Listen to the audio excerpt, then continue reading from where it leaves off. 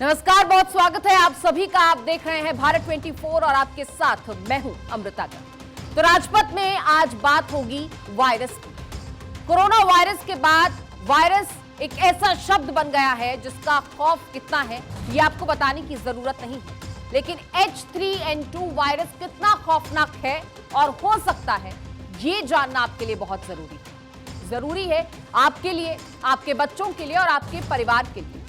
दरअसल नीति आयोग को आशंका है कि कोरोना की तरह H3N2 वायरस देश में हाहाकार मचा सकता है।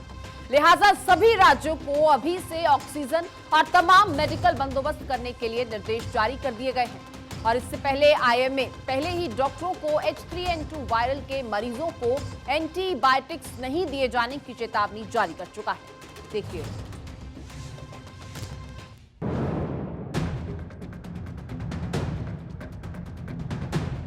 देश भर में H3N2 वायरस का इन्फेक्शन तेजी से बढ़ रहा है। इस बीच नीति आयोग ने इन्फ्लुएंजा से निपटने के लिए एक्शन टास्क फोर्स बनाने का फैसला किया है। नीति आयोग ने राज्यों से अस्पतालों को तैयार करने को कहा है। अस्पतालों को मैन पावर और मेडिसिन का स्टॉक रखने की जरूरत है।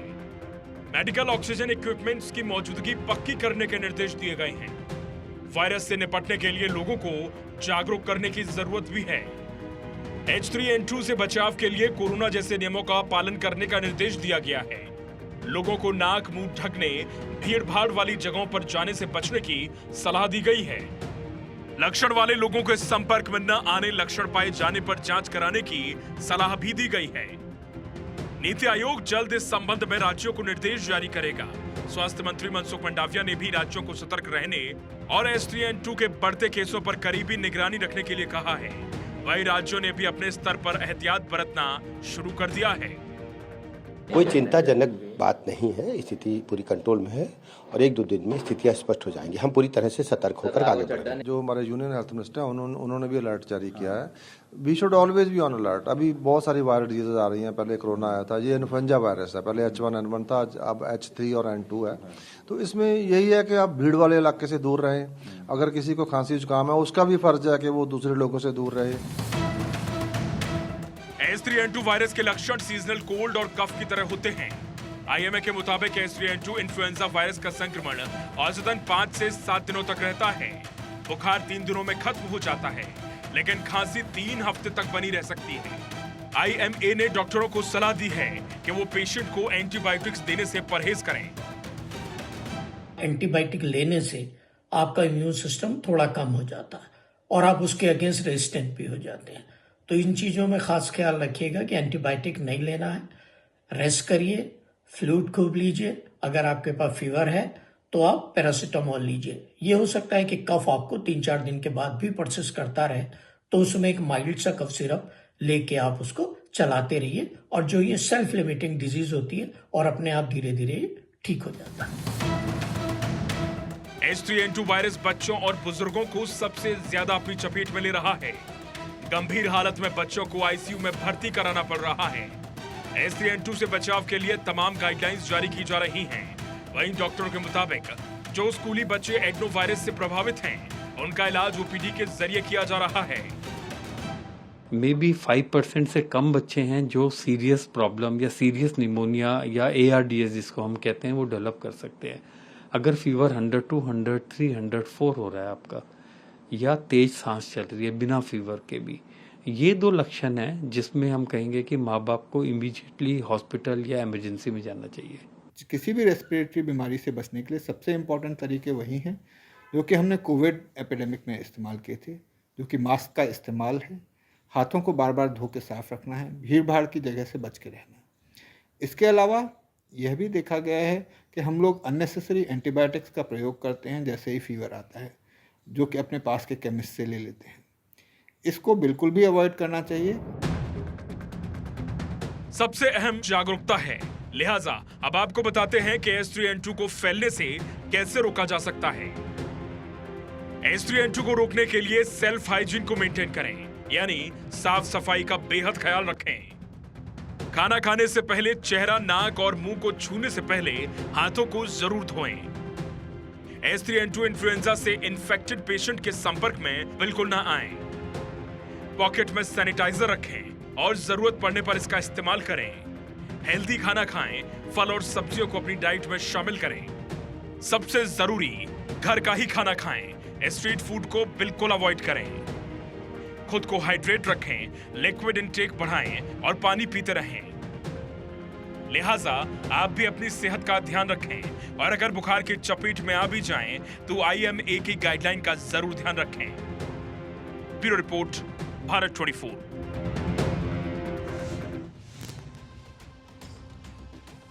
पीएम की सुरक्षा में चूक। आपको वो तस्वीरें तो याद होंगी जब पंजाब में काफी देर तक प्रधानमंत्री का काफिला एक पुल के ऊपर खड़ा रहा क्योंकि सामने प्रदर्शन कर रहे सैकड़ों लोगों की भीड़ मौजूद थी। आरोप लगा था कि कांग्रेस की तत्कालीन चन्नी सरकार के अफसरों ने बड़ी लापरवाही करते हुए देश के प्रधानमंत्री की जान को खतरे में डाला। लेकिन हैरानी की बात यह है कि सुप्रीम कोर्ट की कमेटी द्वारा आरोपियों के नाम सामने आने के बावजूद भी आज तक इस मामले में दोषी अफसरों पर कोई कार्रवाई नहीं हुई। नतीजा, एक बार फिर से गृह मंत्रालय ने पंजाब सरकार पर नाराजगी जाहिर की है। देखिए।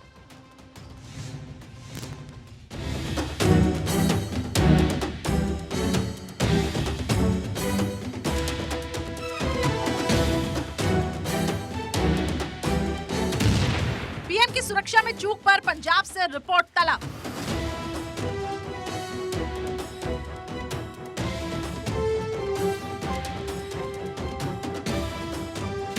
दोषियों के खिलाफ अभी तक एक्शन नहीं।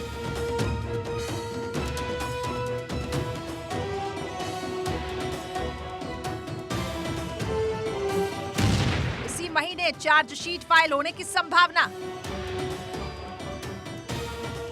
केंद्र ने पिछले साल पीएम मोदी की सुरक्षा में लगी सेंध को लेकर पंजाब सरकार से एक्शन रिपोर्ट मांगी। दोषी अधिकारियों के खिलाफ राज्य सरकार ने अभी तक कोई एक्शन नहीं लिया। दोषी अधिकारियों के खिलाफ चार्जशीट इसी महीने तक फाइल होने की संभावना है। पीएम की सुरक्षा में हुई चूक के लिए जिम्मेदार अधिकारियों के खिलाफ कार्रवाई भी हो रही है, लेकिन इस देरी से नाराज हैं। गृह मंत्रालय ने राज्य सरकार से कार्रवाई की रिपोर्ट मांगी है। केंद्रीय गृह सचिव ने इस मुद्दे को लेकर पंजाब के मुख्य सचिव से बातचीत की।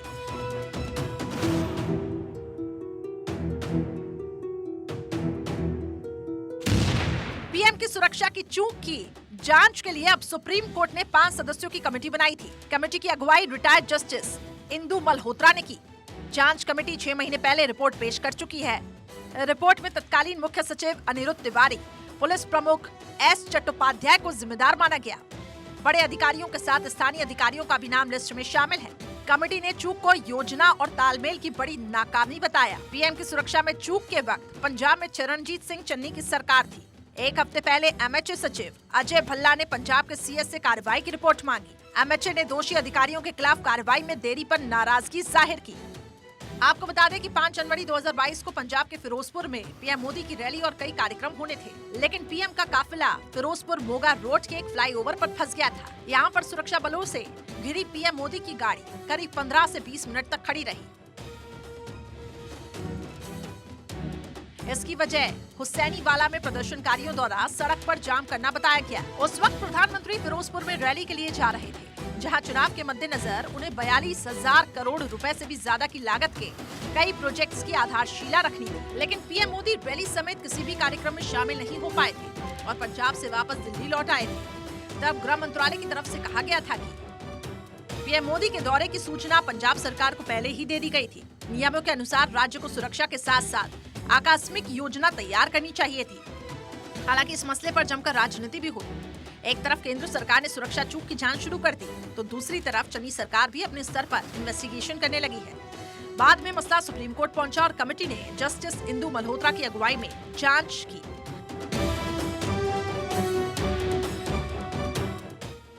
Bureau report, Bharat 24।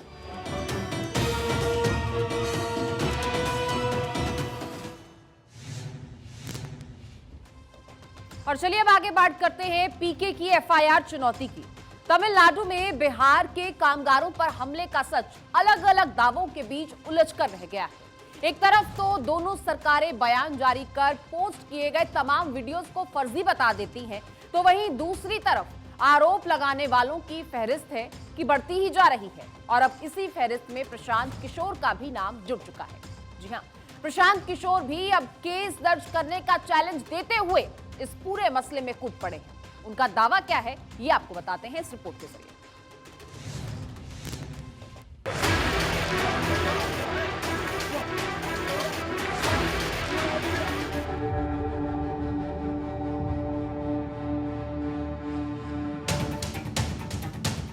Police Tamil Nadu में बिहार के मजदूरों पर हमले के वीडियोस को फर्जी करार दे चुकी है। साथ ही सोशल मीडिया पर बिहारी मजदूरों पर हमले के बारे में पोस्ट करने वाले कुछ लोगों पर कार्रवाई भी हुई है। पर राजनीतिक रणनीतिकार प्रशांत किशोर ने बिहार और तमिलनाडु पुलिस को उनके खिलाफ रिपोर्ट दर्ज करने का चैलेंज दिया है। प्रशांत किशोर ने 2 वीडियो अपलोड करते हुए दावा किया है कि तमिलनाडु में हिंदी भाषियों के खिलाफ हिंसक घटनाएं हुई हैं। जिन लोगों ने फेक वीडियो चलाया उन पर कार्रवाई हो, इसका मतलब ये नहीं है कि तमिलनाडु में घटना हुई नहीं है। जो मैंने 2 वीडियो डाले हुए हैं और आपके माध्यम से खुली चुनौती दे रहा हूँ, बिहार और तमिलनाडु पुलिस को चुनौती दे रहा हूँ कि अगर ये वीडियो में मैंने जो डाले हैं अगर वो फेक है, गलत है, तो आप आकर के संपर्क भी कर दीजिए। हम तो बैठे हुए हैं यहीं पर, दोनों वीडियो सामने है, आप देख लीजिए कि वो वीडियो क्या है। तमिलनाडु की पुलिस ने खुद से वो वीडियो अपलोड किया है। रेल में मारपीट की घटना हुई है, उसमें अरेस्ट हुआ है। प्रशांत ने ट्वीट में कहा है कि मैंने 2 वीडियो अपलोड किए हैं जहां हिंदी भाषी लोगों को स्थानीय तमिलों ने पीटा था। ऐसी ही एक घटना कोंगू जिले में ट्रेन में हुई थी। मैं बिहार और तमिलनाडु पुलिस को चुनौती देता हूं कि मेरे 2 वीडियो को फर्जी घोषित करें और मेरे खिलाफ केस करें। इसके बाद प्रशांत किशोर ने लिखा कि कोंगू में कुछ घटनाएं हुई और तमिलनाडु के बड़े नेता स्थानीय युवाओं को हिंदी मूल के लोगों को पीटने के लिए उकसा रहे हैं। वो विधानसभाओं में रैलियों को संबोधित कर रहे हैं और ये महीनों से हो रहा है।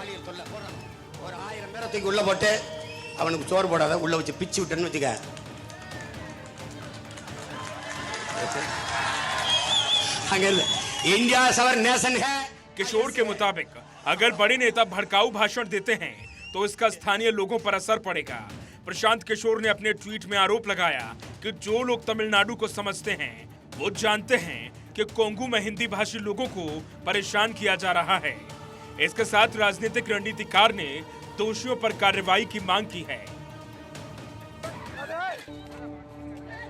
आपको बता दें कि सोशल मीडिया पर 2 खूनी वीडियोस इस वक्त जमकर वायरल हुए हैं, जिनके आधार पर दावा किया जा रहा था कि तमिलनाडु में बिहारी कामगारों को बेरहमी से मारा गया है। हालांकि इसके साथ ही तमिलनाडु के डीजीपी ने स्टेटमेंट जारी कर इन वीडियोस को फर्जी करार दे दिया। These 2 incidents happened earlier in time in Tirupur and in Coimbatore, and in both cases they are not clashed between the people of Tamil Nadu and the migrant workers. One is the clash between 2 groups of Bihari migrant workers. Another video is a clash between the local residents of Coimbatore. They are all Tamil Nadu people. When that is a fact, the facts are twisted to make it appear as if the migrant workers of Bihar are attacked in Tamil Nadu. बता दें कि इस मसले पर तमिलनाडु के CM MK Stalin और नीतीश कुमार ने phone पर बात भी की थी। स्टालिन ने नीतीश को भरोसा दिया है कि बिहार के मजदूरों को किसी तरह का बिल्कुल नुकसान नहीं होगा। हंगामा ज्यादा बढ़ने पर बिहार सरकार की टीम ने मजदूरों पर हमलों का सच पता करने के लिए तमिलनाडु के लिए रुख किया। बिहार सरकार की टीमें तमिलनाडु पहुंची और जिसके आधार पर उप मुख्यमंत्री तेजस्वी यादव ने कहा कि टीम जो भी रिपोर्ट देगी उसके आधार पर बिहार सरकार कार्रवाई करेगी। तो हमने बोला भी था कि कोई डिटेल होगा तो आप उपलब्ध करा दीजिएगा। विजय चौधरी जी ने भी कहा था और माननीय मुख्यमंत्री जी ने इसको देखते हुए टीम भेज भी दिया है। तो हम लोग तो इस मामले को अगर कोई बात है इस तरह की तो हम लोग क्योंकि 2-4 न्यूज़ चैनलों में देख रहे हैं, कुछ मजदूरों का जो बयान है वो देख रहे हैं कि भाई रेलवे स्टेशन के बाहर जो बातें आ रही है तो इसमें सरकार गंभीर है, तभी तो टीम भेजाएगी। तमिलनाडु में बिहारी कामगारों के खिलाफ चल रहे घटनाक्रम पर चौतरफा बयानबाजी और दावे हो रहे हैं। अब सच चाहे जो भी हो, पर हालात से उपजे खौफ की वजह से हजारों मजदूर तमिलनाडु से बिहार वापस लौट चुके हैं। Bureau report, Bharat 24।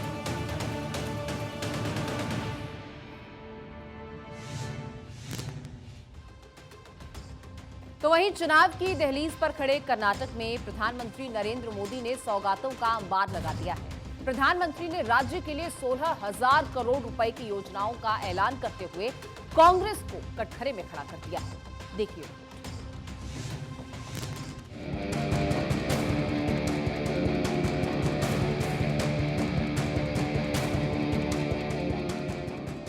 कर्नाटक पहुंचे प्रधानमंत्री मोदी ने चुनावी माहौल में बड़े तोहफे जनता को दिए।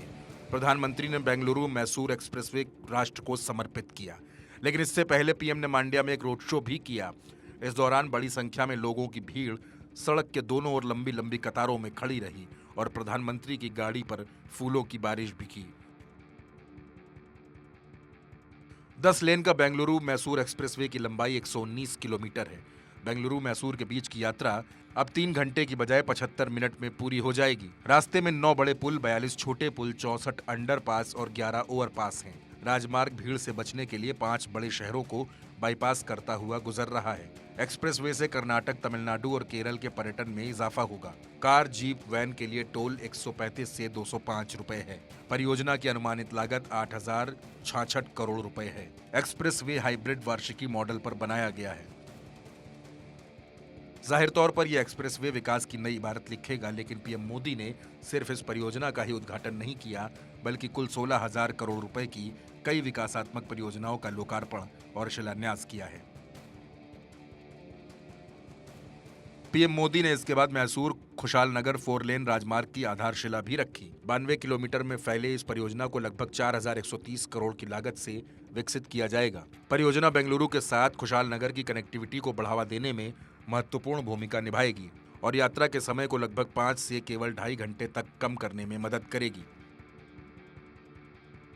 उद्घाटन के बाद पीएम मोदी ने कांग्रेस पर जमकर निशाना साधा और कहा कि कांग्रेस मोदी की कब्र खोदने का सपना देख रही है। कांग्रेस मोदी की कब्र खोदने में व्यस्त है, जबकि मोदी बेंगलुरु मैसूर एक्सप्रेसवे बनाने और गरीबों के जीवन को आसान बनाने में व्यस्त हैं। लोगों का आशीर्वाद ही मेरा सुरक्षा कवच है।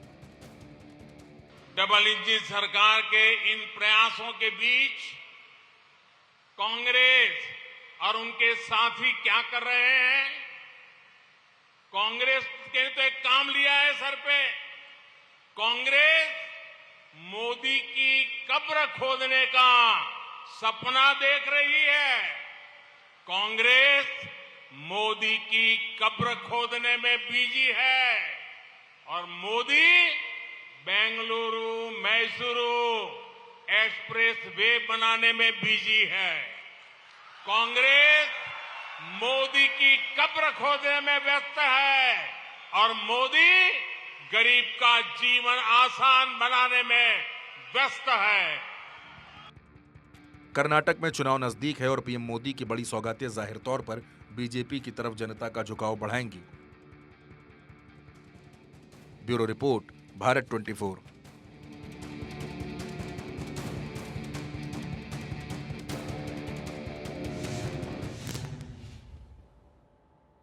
और उधर अपने बयानों से अक्सर सुर्खियों में रहने वाले पूर्व केंद्रीय मंत्री और बिहार के दिग्गज नेता नागमणि ने एक बार फिर से विवादित बयान दिया है। बिहार में बढ़ते हुए अपराध के खिलाफ उन्होंने कहा कि मेरी सरकार बनी तो सबको बंदूक का लाइसेंस फ्री में देंगे। रिपोर्ट देखिए।